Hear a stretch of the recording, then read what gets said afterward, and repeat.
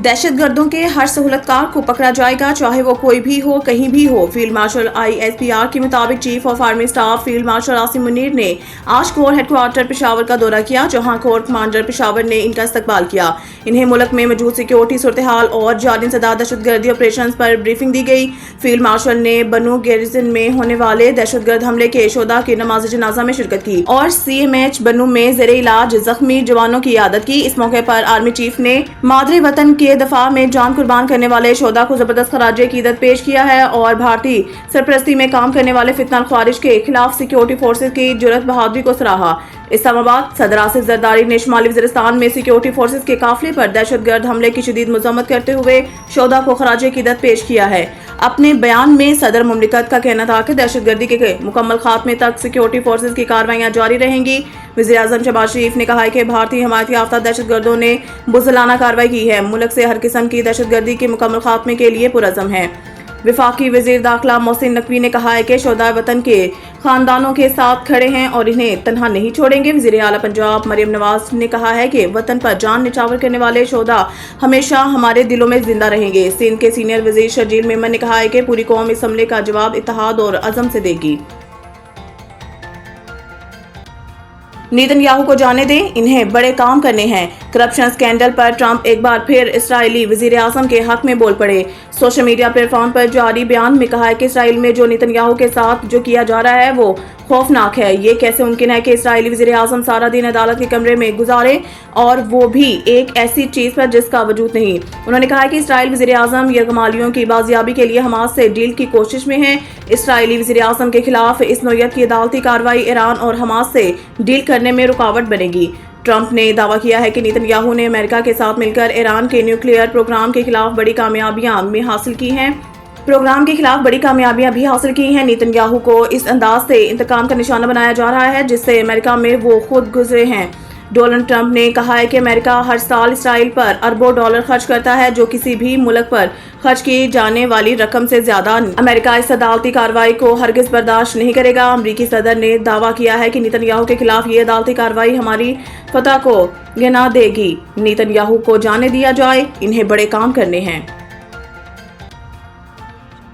Iran ने IAEA को जोहरी तंसीबात तक रसाई से रोक दिया। डिप्टी स्पीकर के मुताबिक राफेल ग्रोसी और इनके टीम के मुआयनाकार अब ईरान के जोहरी मकामात पर दाखिल नहीं हो सकेंगे। ईरान अपनी कौमी खुदमुख्तारी और सलामती पर किसी किस्म का समझौता नहीं करेगा।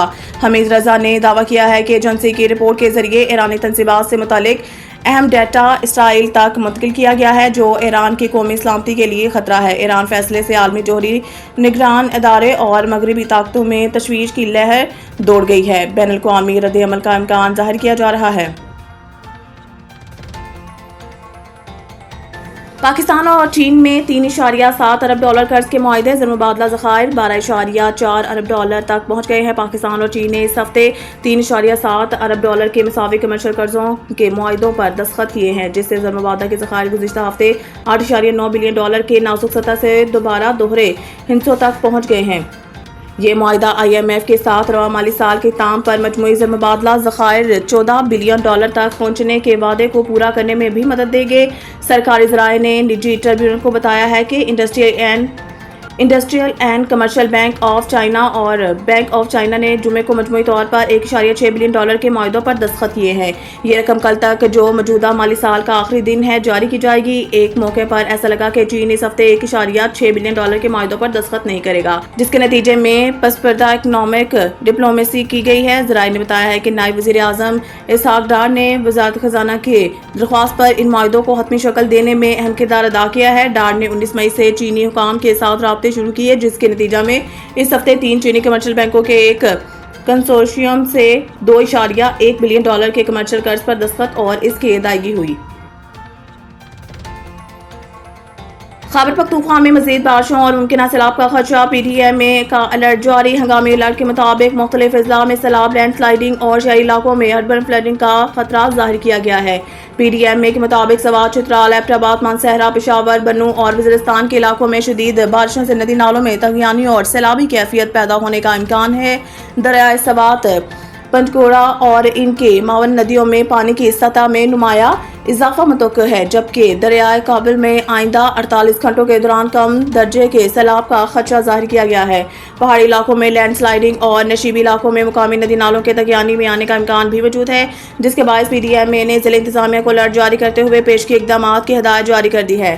ریسکیو 1122 اور دیگر امدادی اداروں کو چوکنا رہنے، دستیابی وسائل کو بروئے کار لانے اور ایمرجنسی رسپانس کو یقینی بنانے کی ہدایت کی گئی ہے۔ PDMA نے مقامی انتظامیہ کو حساس مقامات پر ٹریفک کنٹرول، ندی نالوں اور ڈرین سسٹمز کی صفائی اور متبادل راستوں کی نشاندہی کی ہدایت بھی دی ہے۔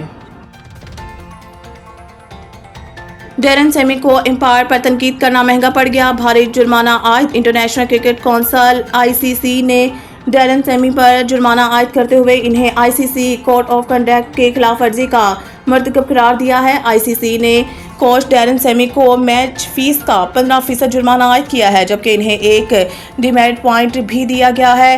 اس حوالے سے بتایا گیا ہے کہ ڈیرن سیمی نے آسٹریلیا کے خلاف پہلے ٹیسٹ میچ کے دوسرے روز کوڈ آف کنڈکٹ کی لیول 1 خلاف ورزی کی ہے۔ انہوں نے پلیئر اینڈ سپورٹس اسٹاف کے کوڈ آف کنڈکٹ کے آرٹیکل 2.7 کی خلاف ورزی کی ہے۔ ICC کے مطابق ڈیرن سیمی نے پریس کانفرنس میں ایک امپائر کے فیصلوں کو تنقید کا نشانہ بنایا تھا۔ ڈیرن سیمی نے اپنی غلطی تسلیم بھی کی ہے۔